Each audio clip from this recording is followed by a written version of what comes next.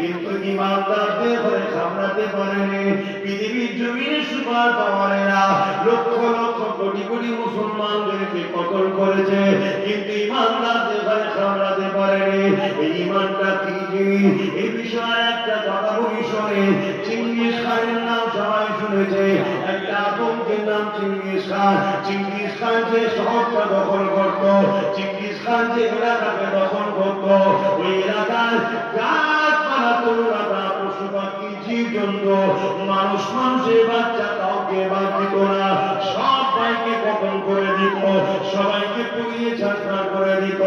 এত আতঙ্ক ছিল চিঙ্গিস খান। ওই চিঙ্গিস খান একদিন বাগদাদের জমিনে হামলা করলো। এক বিশাল মাদ্রাসা বাগদাদের জমিনে মাদ্রাসাকে হামলা করে ওই মাদ্রাসার যত ছাত্র ছিল সবাইকে চিঙ্গিস খান কতল করে দিল। রক্তাক্ত হয়ে গেল নবীর ঘরটা। মাদ্রাসা খুব বইতে লেগেছে, মাদ্রাসার লাইব্রেরিতে আগুন ধরিয়ে দিল, কিতাবগুলো পুড়ে যেতে লেগেছে।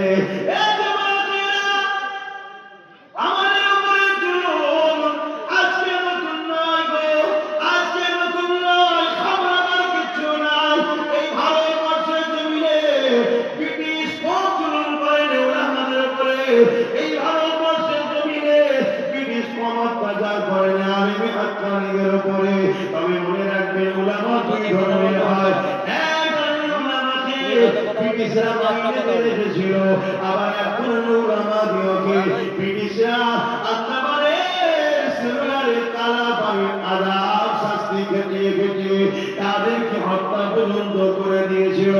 আজকের দিনও দুই ধরনের উলামা আছে। একদল উলামা রয়েছে আজকে জালিম শাসকদের অর্থে বিক্রি হয়ে যাওয়া, যারা হক কথা বলে না, ন্যায় কথা বলে না, ইনসাফ কথা বলে না, জালিমের জুলুমের বিরুদ্ধে বলে না।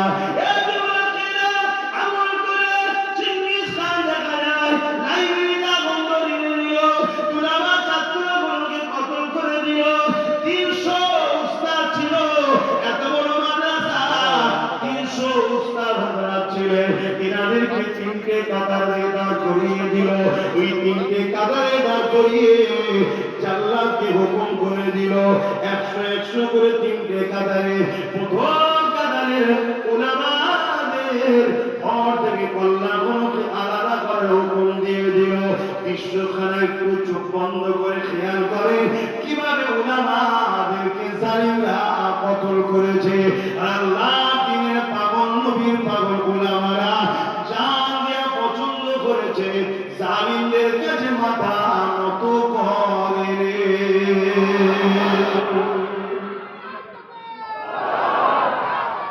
আল্লাহ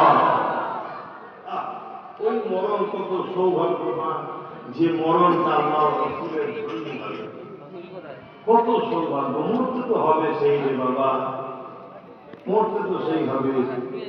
আল্লাহ রাসূলের পক্ষে দাঁড়িয়ে হক কথা বলার জন্য মরণ, এই মরণ খুব নসিবওয়ালা যদি হয় সবার কিসমতে হয় না, সবার কিসমতে। একটা উলামাকে কতল করেছে। প্রথম কাতারে একটা বয়স্ক বুজুর্গ আলেম ছিল, শুনছেন তো আপনারা? এই পিছনে ভাইগুলো শুনছেন? আজ আমার সমাজ সাথে ডুবে আছে, এজন্যই তো আজ আমাদেরকে বুঝছে। আর সমাজ লোক মানুষে ডুবে গেছে। এ জাতি যদি জেগে থাকে আচ্ছা আচ্ছা জাহান্নামের কুকুরদের ঘুম হারাম করবে, এ জাতিকে ঘুম করাবে। তার জন্য মদ দাও, টাকা দাও, নারী দাও, যা তুমি দাও, ঘুমোতে যেতে পারে না। আমাদের জুলুম অত্যাচার রাহাজানি সৈরাচারি সব এই জাতি জেগে গেলে ঠান্ডা হয়ে যাবে। এই জাতি ঘুমোচ্ছে বলেই তো এই লোক তোমার গুণা করে ইনসাফ পাইনি। এই জাতি যদি জেগে যেত ইনসাফ পেয়ে যেত। এই জাতি ঘুমোচ্ছিল বলেই তো তামান্নার মতো ছোট্ট বাচ্চা কন্যাটা বুকে আঘাতে মারা গেল, ইনসাফ পেল না। এই জাতি ঘুমোচ্ছে, এই জাতিকে ঘুম পড়িয়ে রাখা হয়েছে। তবে যাবো তো, যদি না যাবো ঘুম ভাঙবে, যেদিন দেখবে জাহান্নামে টাকা দিয়ে রেখেছে, সেদিন আল্লাহ তোমাকে হিসাব করে দেবে। তোমাকে আল্লাহ পাঠিয়েছে এই জমিনের উপরে ইনসাফ কায়েম করার জন্য। নামাজ পড়তে হবে ব্যক্তি জীবনের জন্য, রোজা রাখতে হবে ব্যক্তি জীবনের জন্য, হজ করতে হবে ব্যক্তি জীবনের জন্য, দাড়ি টুপি ব্যক্তি জীবনের জন্য। এখানে যদি ভুলও হয়ে যায় আল্লাহর কাছে কাঁদিয়ে ক্ষমা করে দেবে আল্লাহ বলেছে। কিন্তু হক নাও যদি কেউ মনে, আল্লাহ বলেছে আমি ক্ষমা করবো না, ও যদি ক্ষমা না করে। তোমার উপরে তোমার সমাজের হক না, তোমার উপরে তোমার মা বেটি বোন নারীদের হক না। আজকে তুমি আমি ঘুমোচ্ছি বলেই যে সমাজের নারীরা বের করছে।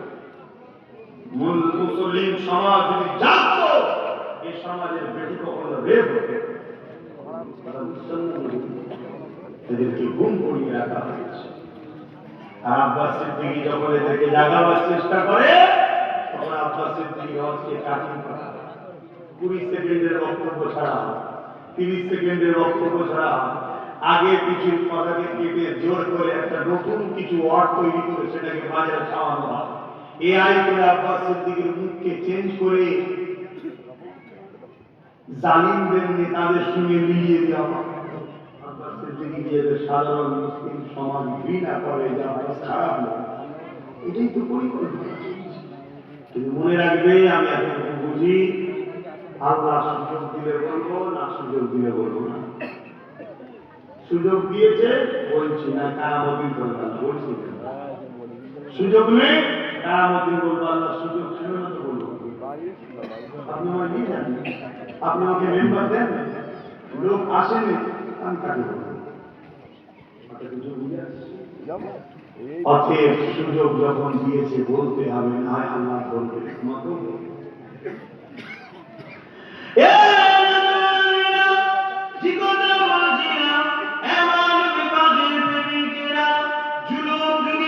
আমাদের উপরে হয়েছে এই উলামাদের মধ্যে থেকে প্রথম কাতারে একজন বুজুর্গ উলামা ছিলেন।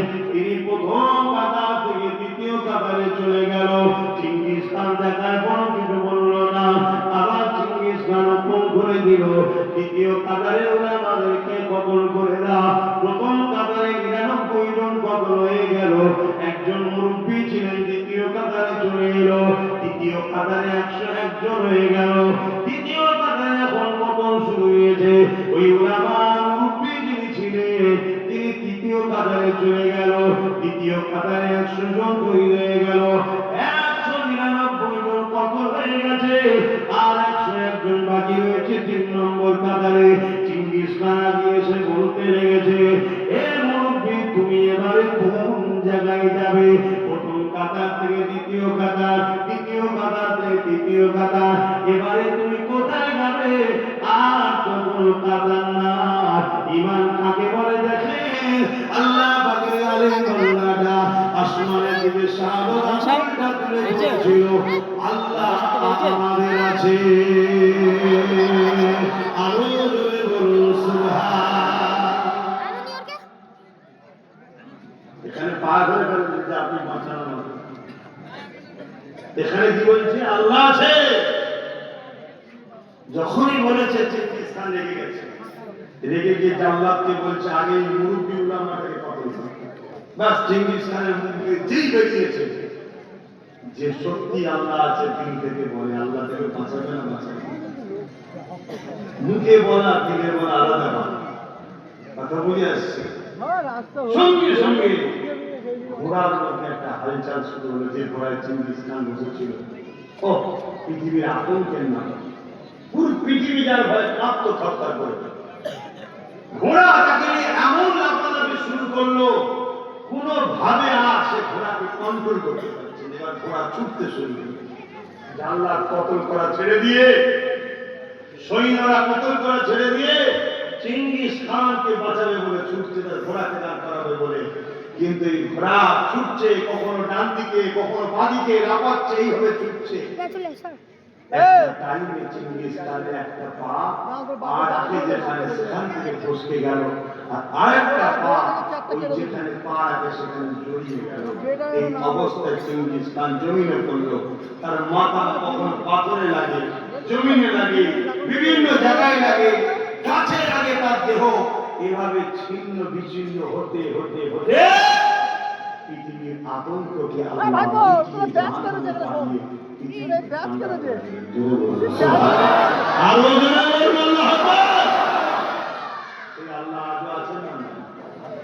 ভয় করছেন আল্লাহ ছাড়া কাউকে ভয় করবেন না। নাইকে নাই বলুন, অন্যায়কে অন্যায় বলুন, সত্যকে সত্য বলুন, মিথ্যাকে মিথ্যা বলুন, জালিমকে জালিম বলুন, মজলুমকে মজলুম বলুন। মনে রাখবেন জালিমের সাথে আল্লাহ নেই, মজলুমের সাথে আল্লাহ আছে। জোরে বলুন সুবহানাল্লাহ। মনে রাখবেন, আমার ব্যাখ্যা ভুল বুঝবেন না। এক রাস্তা ধারে এক অমুসলিমের সঙ্গে এক মুসলিমের ঝগড়া হচ্ছে। অমুসলিম কোন দোষ করেনি, মুসলিম তার উপরে জুলুম করে।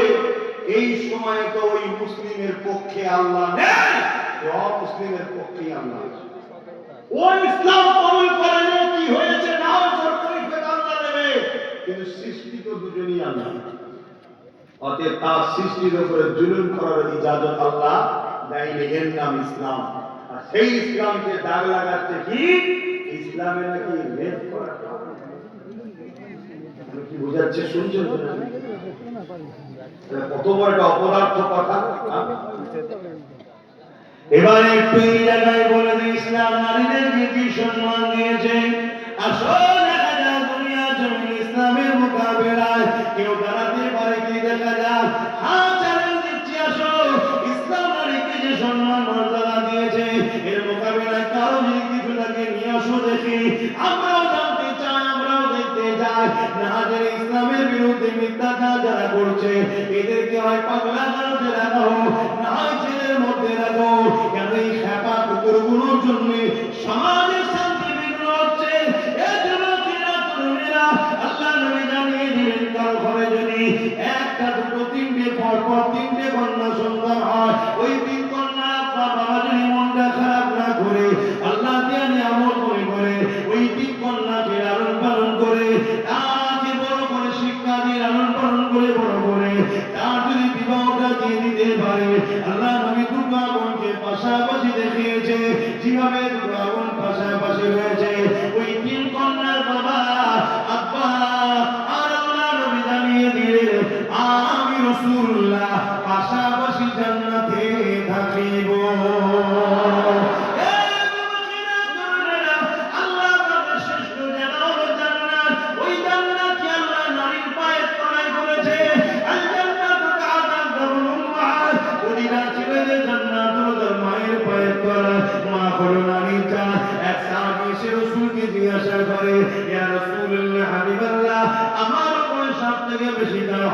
আল্লাহ নবী বললেন, তোমার মায়ের, তারপরে কার তোমার মায়ের, তারপরে কার তোমার মায়ের, তারপরে কার তোমার বাপের।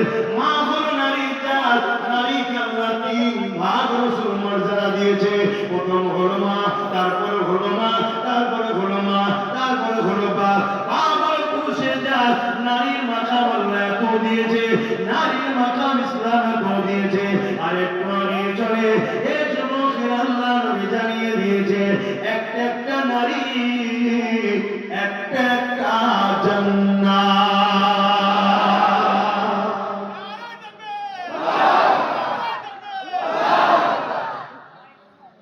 আমার ধর্মের উপরে কত মিথ্যাচার হচ্ছে দেখছেন? হ্যাঁ, আমাদের ঘোষণা, আমাদের এসব মাথায় চাল ভাঙে না। আমাদের শুধু মাথায় চাল ভাঙে কি, আমার নেতা, আমার লিডার, আমার নেত্রী, আমার লিডার, তাকে করে জিতাবো, এই নিয়ে আমাদের সকল খেয়ালই যে আমাদের শুনছেন তো নাকি? আল্লাহ ছাড় দিয়েছে আমাদেরকে, ছেড়ে দেয়নি, বলবে। আল্লাহ কোরআনে সূরা বাকারার মধ্যে আল্লাহ বলছে, তোমরা আল্লাহ ও রাসূলকে ভুলে যাদেরকে আপন করবে তাদের হাতে আমি আল্লাহ তোমাদেরকে মিটাবো। দেখো, কেন্দ্র সরকার আইন করলো ওয়াকাফ তালাক, বলবো কেন্দ্র সরকার আইন করছে কি ওয়াকাফ তালাক, 2025 ওয়াকাফ সংশোধনের নামে ওয়াকাফ মুদ্রার আইন করেছে। অ্যাকচুয়ালি ওয়াকাফটা কি জিনিস আমার কওমের মনে এখন অনেক দূর হচ্ছে। আমার কওমে যাদের ধর্মের সম্পদ তারাই জানে এই জিনিস ভারত বর্ষ। ওয়াকাফ হলো আমাদের এই পূর্বপুরুষ ধনীরা আল্লাহকে খুশি করার জন্য আল্লাহর রাহে দান করা সম্পদ। উদ্দেশ্য এই জায়গায় মসজিদ হবে, মাদ্রাসা হবে, কবরস্থান হবে, ঈদগাহ হবে, খানকা হবে এবং এর অর্থ থেকে মুসলিম গরিব ছেলেদের পড়াশোনার জন্য খরচ করা হবে। এই আল্লাহর খুশির জন্য মুসলিম ধর্মের ধনীরা দান করা সম্ভব। কথা বুঝে আসছে? ভারতবর্ষে বর্তমান ভারত তো বিশাল বড়, নেতা হওয়ার জন্য সব দুর্নীতি করে দেশ ভাগ করেছে, জনগণের কোনো দোষ নয়। শুনছেন তো নাকি? এ বলছে আমি নেতা হবো, বলছে আমি নেতা হবো, তাদের দেশ ভাগ সাধারণ পাবলিকের কি দোষ আছে? তো যাই হোক, বর্তমান ভারতে এই সম্পদে আনুমানিক কম করে একটা সংখ্যা হলো 29 লক্ষ বিঘে। কত? 29 লক্ষ বিঘে জায়গা, যার উপরে মসজিদ দাঁড়িয়ে আছে, মাদ্রাসা আছে, কবরস্থান আছে, খানকা আছে, ঈদগাহ আছে, মুসলিম সমাজের ধর্মীয় স্থান যার উপর দাঁড়িয়ে আছে, যেগুলো খুব হাই হাই সম্পদ। বেশিরভাগ শহর বা শহর কেন্দ্রিক জায়গা। এই নদীর উপরে যে চুচুড়া বলে একটা জায়গা আছে, ওখানে একটা মাদ্রাসা আছে, মসজিদ আছে। যে মাদ্রাসা মসজিদের রাজ্য সরকার তালা মেরে দিয়েছে। আমার সঙ্গে ঝগড়া বইটা দেখবে, আমার সঙ্গে এসে ঝগড়া শুরু হইতে দেখবে। কথা বুঝে আসছেন? এখন নতুন অনেক কি ঝগড়া হচ্ছে, নতুন ফ্যাকড়া তৈরি হবে তোর বাবা। কিন্তু ঝগড়া সূত্র হচ্ছে ওইটাকে, ওই মাদ্রাসার মসজিদকে তালা মেরে দিয়েছে। আমি ওখানে ঘড়ি মোড়ে আন্দোলন করে মাদ্রাসা মসজিদ খোলার দাবি করেছিলাম, খুলবেন। 4টে পর্যন্ত পারমিশন ছিল, 4:30 পার হয়ে গেছে। আমরা ওখানে ঘোষণা দিলাম আজকে মসজিদ খুলবো, নামাজ পড়বো, ঘরে যাবো, আর নচেত লাশ যাবো দুটোর মধ্যে। আর আজকে যদি কেউ আমাদের উপর জুলুম করে, আজকে সংখ্যা কম, কালকে কিন্তু অন্য জায়গায় সুদে আসলে পুষিয়ে দেবো। তুই জুলুম করবি, আমি ছেড়ে দেবো। জুলুমকে সহ্য করা হলো সব থেকে বড় অন্যায় কাজ। আমরা তো ধর্মটাকে ভুলে গেছি। জুলুমকে যে মাথা পেতে মেরে দেয়, সে আর কোনো জানেন। জুলুমকে কখন আশ্রয় দেওয়া যাবে না। ইসলাম বলছে দুটো শাস্তি নগদ দুনিয়াতেও হয়, আখিরাতেও হয়। তার মধ্যে একটা হলো জালিম, দ্বিতীয় হলো অহংকারী। শুনছেন তো? এদের দু জায়গায় কম না, দুনিয়াতেও মরবে, আখিরাতেও মরবে। যেমন দেখেন ওই যে মিস্টার ফেরাউন, হাত অবাস হয়ে গেছে, মিশরের পিরামিডের মাঝখানে পড়ে আছে। দুনিয়াতেও শাস্তি হয়েছে, ওখানে আখিরাতেও জাহান্নাম যাবে। সন্দেহ নেই। অনেকে আবার বলে কে জান্নাত কে জাহান্নামে যাবে আল্লাহ জানে। আল্লাহ জানে, এটা কোনো আশ্চর্যের বিষয়? তিনি তো রব, তিনি তো মালিক, তিনি তো সবই জানবেন। কিন্তু আল্লাহর বান্দা বান্দি তুমি কি জানবে? তোমাকে জানাবে বলেই তো আল্লাহ কালামুল্লাহ পাঠিয়েছে, হাবিবুল্লাহ পাঠিয়েছে। তো তোমাকে তোমার আল্লাহর বন্ধু আর আল্লাহর কোরআন তোমাকে তো জানিয়েছে এই রাস্তায় চললে জাহান্নাম, এই রাস্তায় চললে জান্নাত। বলছে সে বলি পরে যদি তওবা করে নাই, তুই পরে তওবা করার কথা বলছি, আমি যদি পরে যদি আর বড় কাফের হয়ে যেতে হবে। অতএব পরিস্থিতি অনুযায়ী ফতোয়া বাস্তব সামনের উপরে হয়, প্রেজেন্ট অবস্থাতে হয়। কথা বুঝে আসছে না? আজকে মুসলমান সালাম দেবো, কাল মুসলমান নয় সালাম দেবো না। আবার যদি পরে কলমের রক্ত করে ফিরে আসে, আবার বলা যাবে ফতোয়া তো বাস্তবে বর্তমান প্রেজেন্টের উপরে হয়। যাই হোক ভাই, এসব সমাজে একটা দুজামিল দিয়ে সাধারণ মানুষকে ভরকে দিবে এটা পরিকল্পনা করছে। তো ওই জায়গায় মসজিদ, আলহামদুলিল্লাহ, আল্লাহ দয়া, তার মসজিদ কার দ্বারা সে খোলাবে সে জানে। আলহামদুলিল্লাহ, আমাদের দ্বারা আমার জিন্দেগিতে কোনো ভালো কাজ নেই। আমি মনে করি একটাই ভালো কাজ আছে, খোদা তোমার ঘর জালিমের হাত থেকে তারা করেছে। সালাউদ্দিন আইবি জীবনী করেছে। মসজিদে আল আকসা, এটা বলবো, মসজিদে আল আকসা যেটা এখন হুড়োহুড়ি হচ্ছে, এটাকে অনেকবারই জালিমরা দখল করেছে আর অনেকবারই ইসলামের অনুসারীরা আজাদও করেছে। হযরত ফারুক আযম একবার আজাদ করেছে। এর আগে আমার নবী আসার আগেও মসজিদে আকসা দখল হয়েছে, আবার আজাদ হয়েছে। মসজিদে আকসার একটা গুরুত্ব আছে। মসজিদে আকসা হলো আল্লাহর একটা নিয়ামত, যার দখলে থাকে পৃথিবী তার দখলে থাকে। জোরে বলুন সুবহানাল্লাহ। এই মসজিদে আকসাকে দখল করার অনেক যুগ যুগ ধরে লড়াই চলছে। হযরত সালাউদ্দিন আইবি মসজিদে আকসাকে উদ্ধার করেছিলেন। 9 বছর তখন বয়স। বাজারে গেছে চাচার সাথে মসজিদের মেহরাব কিনতে। একটা খুব সুন্দর কারুকার্যওয়ালা মেহরাব দেখতে পেয়েছে, যেটাকে দেখে সালাউদ্দিন আইবি চাচাকে বলছে, চাচা এই মেহরাবটা কেনেন, আমাদের মসজিদে লাগাবো। দোকানদার বলছে মেহরাব বিক্রি নয়, এটা গিফটের জন্য। সালাউদ্দিন আইবির বয়স তখন 9 বছর। আমাদের 9 বছরের বাচ্চারা কি করে বলে? আমাদের 9 বছর ফ্রি ফায়ার, 27 ফ্রি ফায়ার খেলছে। হ্যালো, যেদিন চোখের সামনে মাকে নিলামে তুলবে, বোনকে নিলামে তুলবে, সেদিন তখন চোখ দিয়ে রক্ত বেরোবে যে হ্যাঁ কি করে ফেললাম।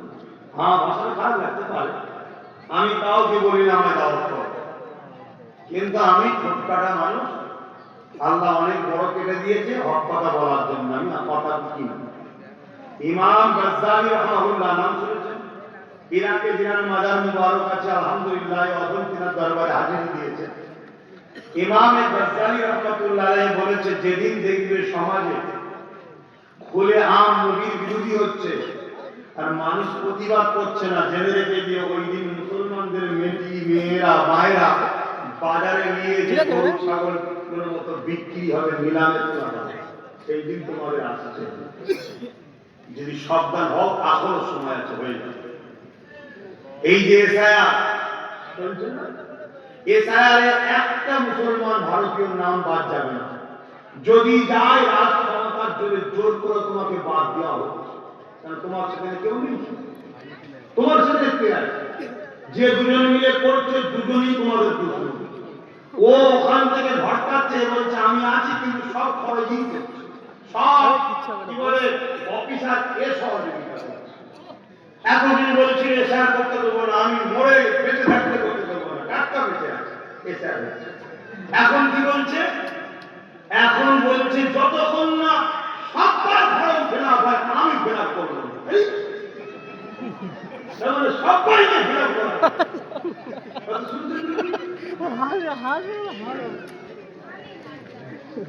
ও আল্লাহ, কোন কথা বলবো, সারা গায়ে ঘা, কত জায়গায় মলম লাগাবো। যাক, সালাউদ্দিন আইবি হুজুরের কথা বলি। সালাউদ্দিন আইবি হুজুর 9 বছর বয়সে যখনই বললো যে এটা ফ্রি গিফটের, বললো আমাকে দেন, আমি মসজিদে লাগাবো। দোকানদার বলছে এটা মসজিদে আকসাইতে লাগাবে, বাইতুল মুকাদ্দাস, তার জন্য এটা রাখা হয়েছে গিফটে। তখন সালাউদ্দিন আইবি 9 বছরের কি বলছে, কোন কোন কিতাবে 7 বছর বয়স, এই বড়টাই ধরছি 9 বছর। কি বলছে? যত্ন করে রাখে, ইনশাআল্লাহ আমি সালাউদ্দিন কে লাগাবো। জোরে বলুন সুবহানাল্লাহ। একটা বাচ্চার প্রতিবাদে করে। আর আজকে যখন আমি আব্বাস বুঝাচ্ছি, হে আমার জাতি কওম, আমি হুজুর ইমাম, আমরা না ডাইরেক্ট নেতা মন্ত্রীর পদে দাঁড়ালাম না, কমসে কম তোদেরকে বুঝাচ্ছি চেয়ারের একটা পায়া বাড়ি থেকে চা করে নিয়ে আসি তাও বিক্রি হতো। আমরা পারবো মানে যে হাতি বাজার থেকে কিনে এনেছে পায়ে শিকল বেঁধে রেখে দিয়েছে বাচ্চা দিত শিকল টেনেছে খোলে পরের দিন টানছে খোলে এক মাস টানছে খোলে এক বছর টেনেছে খোলে ও হাতি পা টানা বন্ধ করে দিয়েছে এখন জন হয়ে গেছে ওর মেন্টালিটিতে ঢুকে গেছে খুলবে না কিন্তু এখন টানলে খুলবে না বলুন কিন্তু গোলামীর শিকল এত মারাত্মক জিনিস ওর মেন্টালিটিতে বসে গেছে আমি গোলাম আমি খুলতে পারবো না এ আমার কম তোমাদের মেন্টালিটিতে বসে গেছে যে আমাদের জন্য নেতা মন্ত্রী হওয়া কাজ নয় শুধু পুরা হবে আমরা চামচাগিরি করবো এটা আমাদের কাজ শোনো যে ঘোড়া এত জোরে ছোটে ওই ঘোড়াকেই কিন্তু দেখবে একটা ধানের শীষের সঙ্গে দড়িটা শুধু পেঁচিয়ে দেয়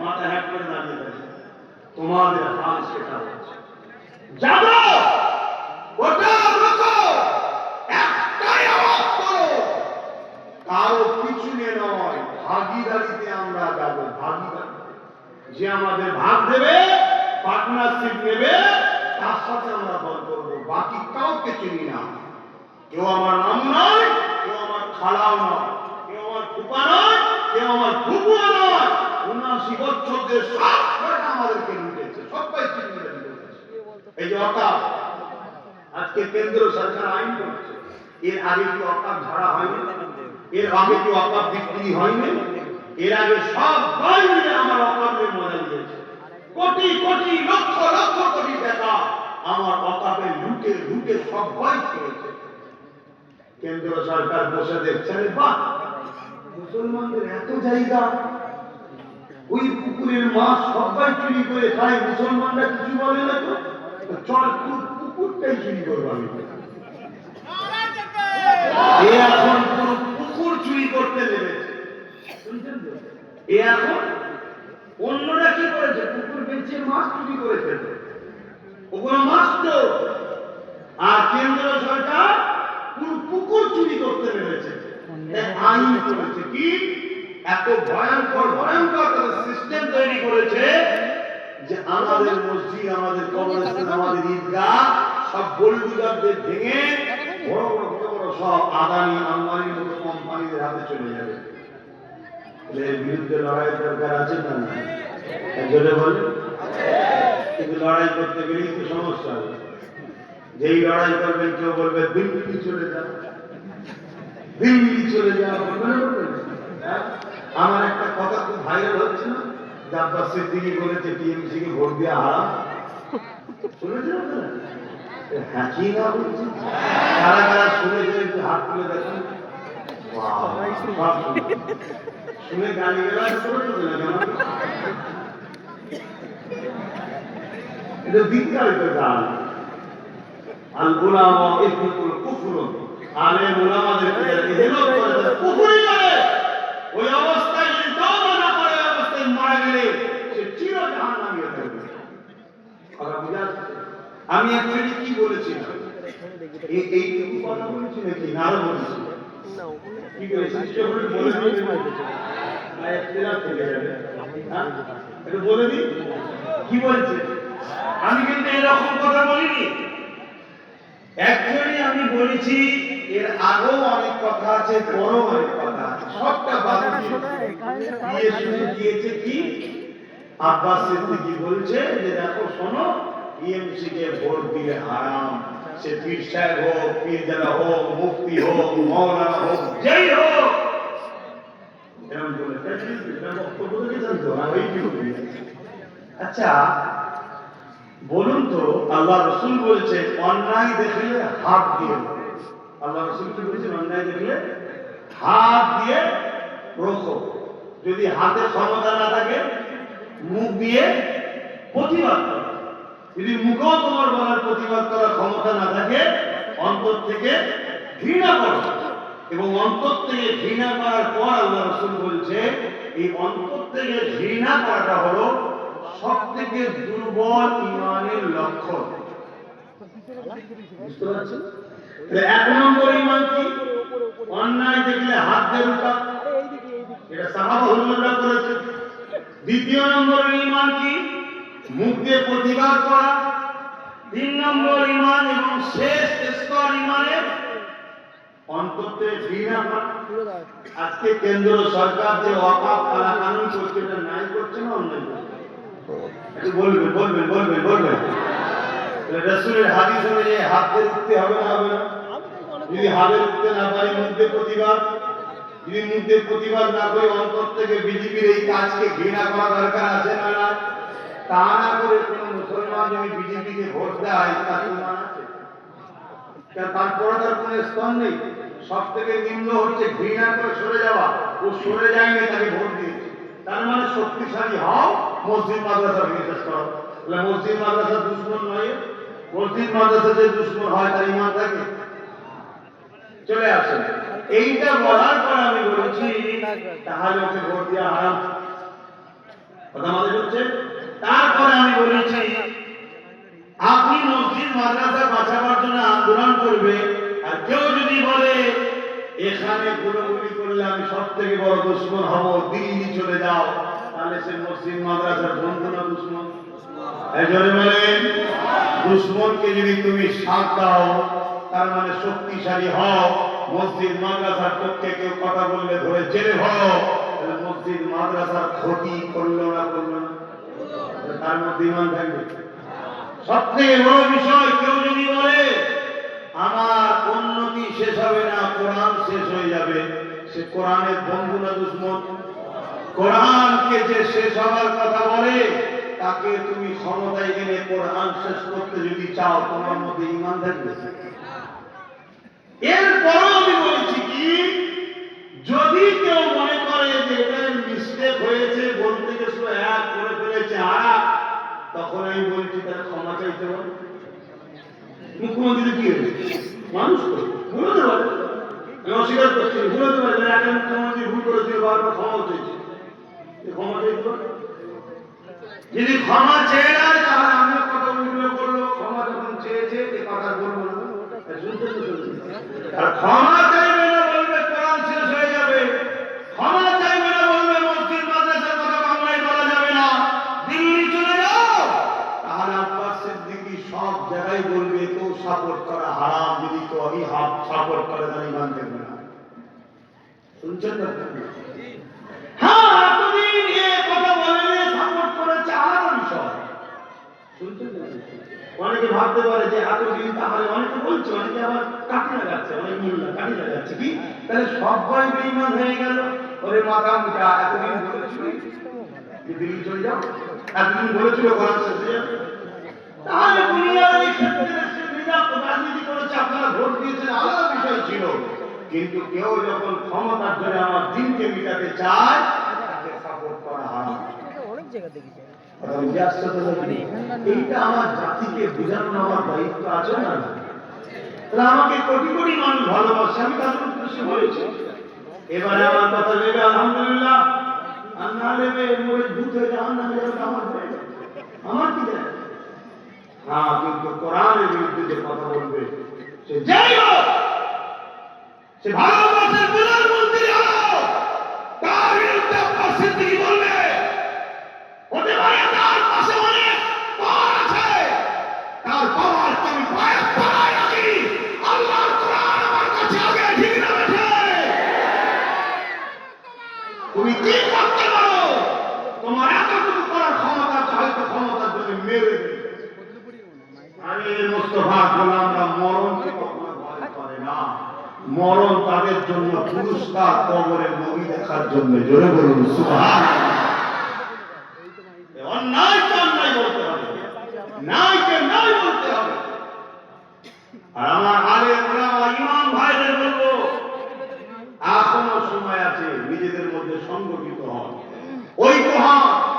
ইতিহাস বলছে যুগে যুগে একদল উলামাদের দ্বারাই জালিমরা কাজ নিয়েছে, কাজ মিটে যাওয়ার পরে তাদেরকে মেরেও দিয়েছে। শুনছেন তো নাকি? একদল উলামাদের দ্বারা জালিমরা কাজ নিয়েছে, লিবার পরে তাদেরকে মেরেও দিয়েছে। আচ্ছা এখন শোনায় কেউ তো কথা বলছে, কেউ তো লড়ছে। তাদের সংগঠিত হন, ঐক্যবদ্ধ হন। আর আপনাদের ঘরে বলি আল্লাহর কাছে মুখ দেখাতে হবে। সব জায়গায় আমরা অর্থ ব্যয় করতে পারি, শুধু মসজিদের ইমামের বেলায় আমাদের কাছে পয়সা থাকে না, লজ্জাজনক জাতির জন্য। অথচ একটা গ্রামের সব থেকে সম্মানীয় ব্যক্তি যদি হয় ওই গ্রামের ইমাম, যে আল্লাহর ঘরে খাবেন, তার থেকে বড় সম্মানীয় আর কে আছে? যাকে ইত্তেদা করে ৫ ওয়াক্ত নামাজ পড়েন আপনারা, সেই ইমামের বেলায় আজ আমার কম কতটা পিছিয়ে আছে দেখুন। একটা মসজিদ যত কমই হোক ১০০টার উপরে ঘর থাকে। একটা মসজিদ যত কমই হোক ১০০টার উপরে ঘর থাকে। প্রতিটা ঘর থেকে যদি যত কমই হোক মাসে ২০০ কোটি টাকা মসজিদে দিত, তাহলে ইমামের মাইনে হিসাবে ২০,০০০ টাকা হতো। কথা বুঝে আসছে না? আজ আমরা সব জায়গায় পয়সা খরচ করেছি, ইমামের বেলায় করি না। এই উম্মত কেন জানি না আজকে এরকম হয়ে গেল যে এরা এদের ধর্মগুরু ঘরের ভিখারি দেখা পছন্দ করে। আর অথচ অন্যান্য ধর্মের লোকেরা তাদের ধর্মগুরুরা জেট ফ্লাইটে করে যাচ্ছে। আমেরিকার পোপ তার নিজের ফ্লাইট আছে, সে যখন যায় তার পিছনে আরো ২৮টা ফ্লাইট যায়। আর উম্মতে মুহাম্মাদি তার ধর্মের যখন একজন কেউ স্কলার যাবে, সে বাসে করে যাকে কম চায়। তাহলে বলো যে তার কওমের উলামা, কওমের রহনুমা, কওমের যারা দিনের মেসেজ দেয়, তাদেরকে যে জাতি গরিব দেখা পছন্দ করে, যারা ভিখারি থাকে, সমাজের উপরে আল্লাহ কি রহমত। আমার কথা কি কষ্ট দিচ্ছে নাকি? কেন আমি আপনাদের এখানে তাহলে কষ্ট দিচ্ছি না তো? কষ্ট দিলে আজকে দুইটা সহ্য করে না, আজ আমি আসলে জায়গায় আসামি কথা করি না, তাহলে তো সব ভালো, সব ভালো, সব ভালো, সব ভালো, সব ভালো, সব ভালো। কি আজকে আসে না, সেও কালকে বলবো ওইটা কালই যাবে, কি বলবেন বলবেন। তবে নওজওয়ানেরা সব জায়গায় কম্প্রোমাইজ করা যায়। ইসলামের বেলায় কম্প্রোমাইজ নয়, কোরআনের বেলায় কম্প্রোমাইজ নয়, আল্লাহ রাসূলের বেলায় কম্প্রোমাইজ নয়। এই যুবকেরা বাবেরা দুনিয়াদারি করতে গিয়ে, কারবার করতে গিয়ে, ব্যবসা করতে গিয়ে, রাজনীতি করতে গিয়ে কারবারের রসে যে বাপ পার্টনার ছেড়ে দিয়েছে, বা তোমার নেতা চাকরি বাকরি দেয়নি, সব জায়গাতে কম্প্রোমাইজ করা যায়। চলো আবার সুযোগ দেওয়া যায়, চলো আবার দেখা যায়, ঠিক আছে অন্য কাউকে দিয়েছে, পরের বার আমাকে দেবে, এইসব নিজেদের দুনিয়ার ক্ষেত্রে সব জায়গায় কম্প্রোমাইজ করা যায়। কিন্তু আল্লাহ রাসূল ইসলামের ব্যাপারে, কোরআনের ব্যাপারে কোনো কম্প্রোমাইজ করা যায় না। কারণ এখানে কম্প্রোমাইজ করলে তুমি দাওয়া দিয়ে দিলে, আল্লাহ রাসূলের থেকে তাদেরকে বেশি প্রাধান্য দিলে। অথচ হাদিস পাকের মধ্যে রয়েছে লা ইয়ামিনু আহাদুকুম হাত্তা ইয়াকুনা হাব্বা ইলাইহি মিন ওয়ালিদিহি ওয়া ওয়ালাদিহি ওয়ান নাসি আজমাইন। অপর হাদিস লা ইয়ামিনু আহাদুকুম হাত্তা ইয়াকুনা আল্লাহু ওয়া রাসূলুহু আহাব্বা ইলাইহি মিম্মা সিওয়াহুমা। এই যুবকেরা তরুণেরা সব কিছু থেকে জমি জায়গা ঘর বাড়ি টাকা পয়সা ছেড়ে দূরে, এমনকি নিজের জানের থেকে আল্লাহ রাসূলকে যে বেশি ভালোবাসে, সেই তো ঈমানদার। তার জন্য দুনিয়া কামিয়াবি, আখিরাতও কামিয়াবি। দাঁড়িয়ে রেখেছে ভালো জিনিস, টুপি রেখেছে ভালো জিনিস, নামাজ পড়েছে ভালো জিনিস, হজ করেছে ভালো জিনিস, দান করেছে ভালো জিনিস, রোজা রেখেছে ভালো জিনিস, আলেম হয়েছে ভালো জিনিস, মুফতি মাওলানা হয়েছে ভালো জিনিস। কিন্তু মনে রাখবে, যদি সব কিছুর উপরে আল্লাহ রাসূলকে প্রাধান্য না দেয়, ও আলেমের কোনো দাম নাই, ও মুফতির কোনো দাম নাই, ও নামাজীর কোনো দাম নাই, ও দাড়িওয়ালা টুপিওয়ালার কোনো দাম নাই। আর ইতিহাসের পাতা গাওয়া দিয়ে দেয়, ইমাম হুসাইন যখন ইহুদিদের বিরুদ্ধে কথা বলেছিল, এই কারবালার জমিনেতে ২৫,০০০ সৈন্য পাঠিয়েছিল। ইমাম হুসাইনকে রুখতে বলে ওই ২৫,০০০-এর মধ্যে ১৩,০০০ ছিল আলেম উলামা হাফেজ। এদিকের দিক থেকে এসছে কত? ১৩,০০০। আর বেশ 13,000 25,000 কি জন্যে? কিছু পয়সা, কিছু পদ, কিছু লোক এগিয়ে করতে যে হোসাইন হুজুরের বিরুদ্ধে তরবার করেছে। তারপরে নামাজ হচ্ছে, হুজুর ইমাম হোসাইন হুজুর ইমামতি করছে, নামাজ পড়ছে, আমার তরবার লেগে করছে। কেন? টাকা, পদ। কারণ মাথায় পড়লে কিছু বুঝতে পারছেন? হ্যাঁ।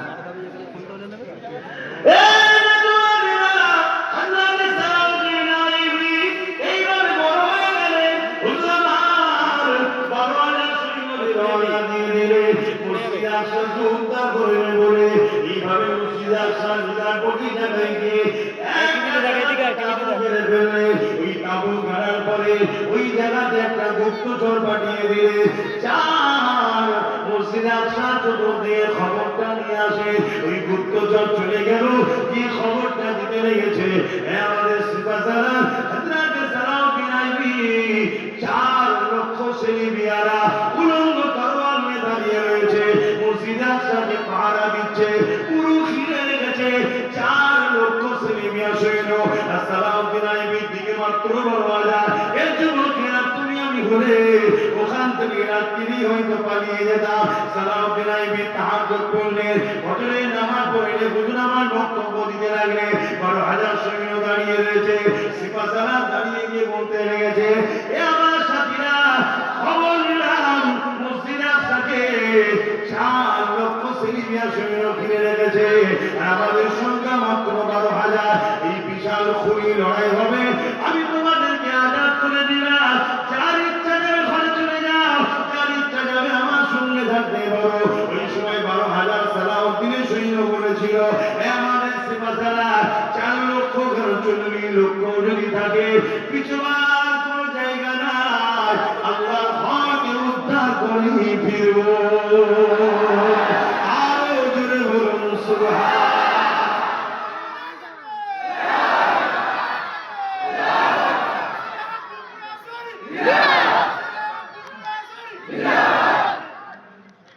কি বুঝছেন এটা কিসের জন্য হচ্ছে?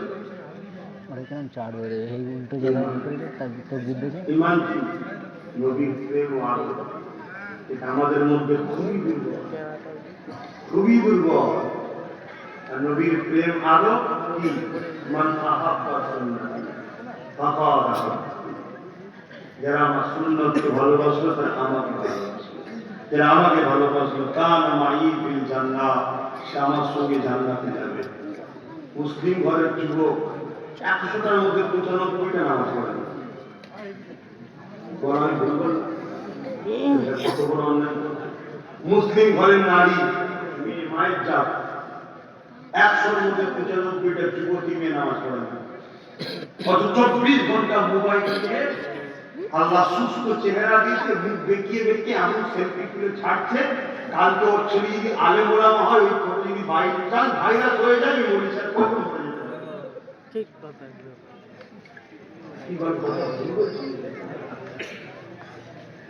কি তার গেলাম এগুলো আমাদেরকে প্ল্যান মাফিক খারাপ করা হচ্ছে। আমাদের ছেলেরা আমাদের মেয়েরা খারাপ না, ছেলে মেয়ে প্ল্যান মাফিক খারাপ করা হচ্ছে। এর জন্য কামতের দিন সব থেকে বড় বিপদে পড়তে পারবো। আমাদের আল্লাহ ধরবে বাপকে, আমার ছেলে কি করেছে বল। বাপ বলবে আল্লাহ আমার ছেলের থেকে দেন না, তুমি গার্জেন। আমি তো গিয়েছিলাম আমার নিয়ামতটাকে আমার রাস্তায় রাখা, তুই আমার জিনিসকে অন্য রাস্তায় দিন কি করি? জবাব দাও। তুমি তোমার নয়, আমি আমার নয়, আমরা সবাই আল্লাহ, আমরা সবাই কাজ আল্লাহ। এই দুটো চোখ আল্লাহ, এই দুটো কান আল্লাহ, ভুল মাঝে মানে আল্লাহ দিয়েছে, এই দুটো হাত আল্লাহ দিয়েছে, দুটো পা আল্লাহ দিয়েছে, আমার কি কথা বলছে এটাও তো আল্লাহ, আমার কি? কিন্তু অনেকে বলে না আমার জীবন, আমার লাইফ, আমারটা কি? তোর যে জানটা আছে, মায়ের পেটে 120 দিনের মাথায় আল্লাহ দিয়েছে হুকুম, ফুঁকে দিয়েছে, আমার কোনটা? পকেটে যে টাকা আছে ওটা আল্লাহ দিয়েছে, তাহলে আমার বলে কিছু নাই। নিজের গর্দানকে আল্লাহর ফয়সালার উপর ঝুঁকিয়ে দেওয়া, এটাই হলো ইসলাম, এটাই হলো মুসলমান। রাজটা আমার বাপ, কিয়ামতের দিন ধরা পড়বে। অনেক ছেলে বলবে, আল্লাহ আমাকে জাহান্নামে দিচ্ছে, আমি পাপ করেছি, এই পাপের জন্য আমার বাপ তো ভাগিদার। আমি যখন পাপ করছিলাম আমার বাপ যদি আমায় বুঝতো, তাই বাপ করতাম না। আমার বাপ কেন বাদ যাবে, আমার সঙ্গে আমার বাপকেও দেওয়া হোক। আল্লাহ বলবে সবটা সত্য বলতে পেরেছে, বাপ তো সোজা না শুনছে। আমার অনেক আব্বা আছে ছেলে শুনে নিয়ে কথা, কে বলেছে শুনে? আপনি বাপ, আপনার তো ছেলে শুনে নেন, আপনার তাহলে ছেলে শুনে নেন কি করতে পারে? তাহলে আমি সম্পর্ক রেখে কেন ভাবতে পারতাম না, যাতে যে করতে হবে একটাই ছেলে, কি হয়েছে? কত লোকে তো ছেলেই নেই, জমি জায়গা যা আছে সব মুসিব করবেন, কবর শান্তি পাবে। 26 22 বুঝুক খেলাটা কি জিনিস, দুনিয়াটা কি জিনিস, কথা বুঝছেন না? আমার আওয়াজ একটু ক্যারা টাইপেরই হয়, অসুবিধা হচ্ছে? আর তুই বাপ হবি, আজ যদি কড়াকড়িটা থাকে না, তোর ছেলেটাও দেখবি সিধে হয়ে গেছে, পরিবেশ খারাপ, তোর ছেলেও বেকার হবে, আর একটা কি বাড়া হবে, তোর থেকে আর একটা কি বাড়া হবে। দুনিয়া দুনিয়া দুনিয়া করলে হবে না, দুনিয়াদারিটা আল্লাহ ও রাসূলের হুকুম অনুযায়ী করতে হবে। আমার নবী কি দুনিয়াদারি করেন, ওই স্টাইলে করতে হবে। সংসার করেন, ওই স্টাইলে করতে হবে। সন্তানের বিয়ে দেয় না, ওই স্টাইলে দিতে হবে। কথা বুঝে আসছে? নবী হলেন আমাদের জন্য মডেল। জোরে বলুন সুবহানাল্লাহ। আল্লাহ কোরআনে জানালেন, লাকাদ কানা লাকুম ফি রাসূলিল্লাহি উসওয়াতুন হাসানাহ। এই দুনিয়ার মানুষেরা আমি আমার হাবিবকে তোমাদের জন্য মডেল করে পাঠালাম। তোমরা নামাজ পড়বে, নবী দেখো, রোজা রাখবে, নবী দেখো, হজ করবে, নবী দেখো, দান খায়রাত করবে, নবী দেখো, দুনিয়াদারিতে করবে, নবী দেখো, কারবার করবে, নবী দেখো, সমাজনীতি করবে, নবী দেখো, রাজনীতি করবে, নবী দেখো, রাষ্ট্রনীতি করবে, নবী দেখো। এক কথায় নবী ছাড়া অন্য কাউকে মডেল বানানো এটা হলো হারাম। মডেল তো একটাই, মুহাম্মদ সাল্লাল্লাহু আলাইহি ওয়াসাল্লাম, বাকি কোনো মডেল না, হারাম। যদি বলেন নবী সাহেব এই নবীর কথা শুনে নবী সাহেব হুজুর জিন্দাবাদ, আর নবী কথা না শুনলে কাছ থেকে ছুড়ে ফেলবে। আব্বাস সিদ্দিকী যদি নবীর সঙ্গে জুড়তে চায়, আব্বাস সিদ্দিকী জিন্দাবাদ, না টান করে আমাদের দিন কোন কাউকে পাওয়া যাবে না, একমাত্র আমিন আল্লাহ থাকবে তোমার আমার। সেই নবী ছেড়ে দিয়ে হই হই করছে আজকে, সাবধান হওয়া এখনো সময় আছে, এখনো সময় আছে, বিশ্বাস চলছে। তওবা করো, ক্ষমা চাও আল্লাহকে, না কঠিন বিপদ আসছে, কঠিন মুসিবত আসছে। কেন এই খব্বিস খাওয়া নিয়ে নি বাবা? সবাই তো খব্বিস চালাচ্ছে, হুজুর দেখা ছেড়ে তো খব্বিস দেখছি, এসব ফেতনা আর দার্জেন দরুদ শরীফ আল্লাহুম্মা সাল্লি আলা